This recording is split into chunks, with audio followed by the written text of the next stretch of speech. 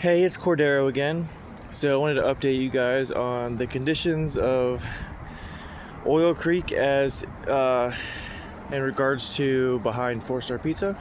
So obviously things have drastically lowered, which is good. But look all this ice buildup. That's just gnarly. Oh. And as you can see, it's definitely way lower than it was yesterday. So, yeah.